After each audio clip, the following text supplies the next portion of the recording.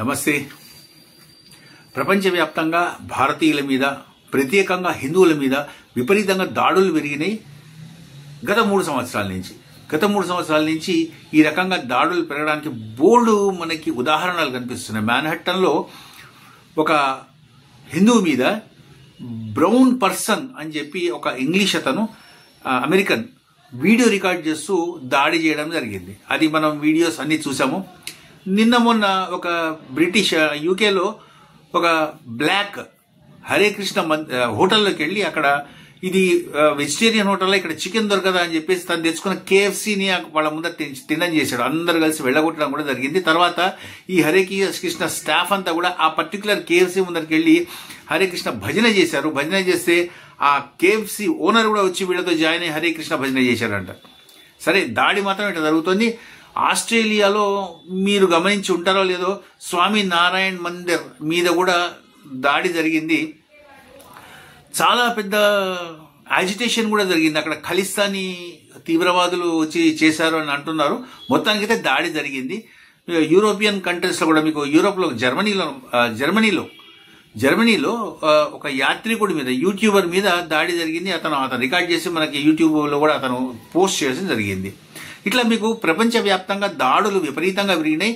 వాళ్ళకెందుకు మన ట్రంప్ ఎవరైతే ఉన్నాడో అతను కూడా బాకాయిదా పేరు చెప్పి మరీ దాడి చేశాడు. మీరు ఇండియన్స్ ఎందుకు అక్కడ రిక్రూట్ చేసుకుంటున్నారు, మొత్తం గూగుల్, మైక్రోసాఫ్ట్ కంపెనీస్ అన్నిటిలో కూడా మీరు చేసుకోవడానికి వీల్లేదు, అమెరికన్స్ చేసుకోండి అని చెప్పేసి చేశాడు. అమెరికన్స్ చేసుకోవడం వల్ల ఏవైతే లాభాలు నష్టాలు ఉన్నాయో, భారతీయులు చేసుకోవడం వల్ల లాభాలు నష్టాలు ఏంటి అన్నవి సరే, అది వేరే విషయం. మనం వేరే వీడియోలో మాట్లాడుకుందాము. సరే, దాడులు అయితే ఇటు రకంగా జరుగుతున్నాయి. మీకు మొయిజు చూడండి, మొయిజు కూడా అవుట్ ఇండియా అని చెప్పేసి 2023 ఎలక్షన్స్ అయినాయి. ఎలక్షన్స్ టైంలో అవుట్ ఇండియా, భారతీయులు వెళ్లిపోండి అని చెప్పేసి పెద్ద యాజిటేషన్ తీసి, ఆ యాజిటేషన్ వల్ల తను గెలవడం కూడా జరిగింది. అయితే ఆభ్యాస్ ముఝే మారని హిందీలో సామెత ఉంది. ఆ సామెతని తను నిజం చేసుకుంటూ తన మీద తను ప్రయోగించుకుంటూ చేశాడు అన్న విషయం తర్వాత కానీ అతనికి అర్థం కాలేదు. కేవలం గొడుగేసుకుని ఒక లక్షద్వీప్ ద్వీపంలో కూర్చుని మొత్తం వాళ్ళ ఎకానమీని ముంచిపారేసిన మోదీ ముందర అతను గెంతులేయడం అన్నది చాలా తప్పు విషయము. మాల్దీవ్స్ ఎకానమీ అంతా కూడా టూరిజం వల్ల మాత్రమే నడుస్తుంది. కేవలం టూరిజం వల్ల మాత్రమే నడుస్తుంది. ఆ టూరిజం కూడా 90% భారతీయులు చేత మాత్రమే పోషింపబడుతుంది. డైరెక్ట్గా కానివ్వండి, ఇండైరెక్ట్గా కానివ్వండి, మొత్తం మాల్దీవ్స్ అంతా కూడా టూరిజం మీద మాత్రమే ఆధారపడి బతుకుతోంది. అటువంటి భారతీయుల్ని అంత పోషిస్తున్న భారతీయుల్ని, మాల్దీవ్స్ని పోషిస్తున్న భారతీయుల్ని గెట్ అవుట్ అని చెప్పేసి వెళ్ళగొడితే వాళ్ళు వెళ్ళిపోయి లక్షద్వీప్ను ఇంకొకటి అంటే నిన్నటిదాకా బాగానే ఉన్న టర్కీని మొన్నటిదాకా అక్కడికి వెళ్ళారు.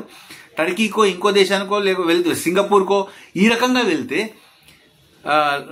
మాల్దీవ్స్ ఆల్మోస్ట్ ఆల్ మోకాళ్ళ మీదకి వచ్చి లాస్ట్ ఇయర్ పూణే లాంటి, హైదరాబాదు, బాంబే, ఢిల్లీ లాంటి పెద్ద పెద్ద సిటీస్లో మాలే రన్ అని చెప్పేసి ఒక రన్ కూడా తీశారు. అంటే వాళ్ళని వాళ్ళు ప్రమోట్ చేసుకోవడం కోసం అని చెప్పేసి అక్కడ లేదు, ఇంకా దిక్కు లేదు వాళ్ళకి, ఎక్కడికి పోవడానికి లేదు. వాళ్ళు ఎటు వచ్చినా కానివ్వండి, మొత్తం అంతా అడ్డంగా ఉన్న భారతదేశాన్ని కాదు అని ఎక్కడికో వెళ్ళి చైనా నుంచి తెచ్చుకుంటాను అంటే ఇక్కడ కుదిరే పని కాదు. ఇటు పక్కకి వెళ్ళాలి అంటే చైనాకి వెళ్ళాలి, ఇటు పక్కకి వెళ్ళాలంటే టర్కీకి వెళ్ళాలి. టర్కీ నుంచి, చైనా నుంచి వచ్చే యాత్రికులు ఏమాత్రం ఉంటారు.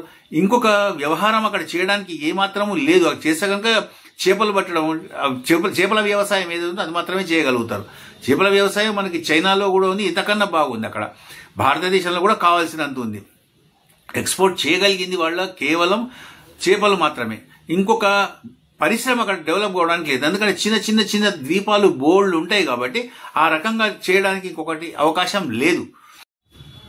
మాల్దీవ్స్ వాళ్ళ స్వాతంత్ర దినోత్సవం కోసం అని చెప్పేసి ముఖ్య అతిథిగా మోదీని ఆహ్వానించారు. బతిమిలాడి బామాలి మరి ఇక్కడి నుంచి మోదీని అక్కడికి తీసుకువెళ్ళడం జరిగింది. అక్కడ ఆయన వాళ్ళ స్వాతంత్ర దినోత్సవ ఉత్సవంలో పాల్గొనడం జరిగింది.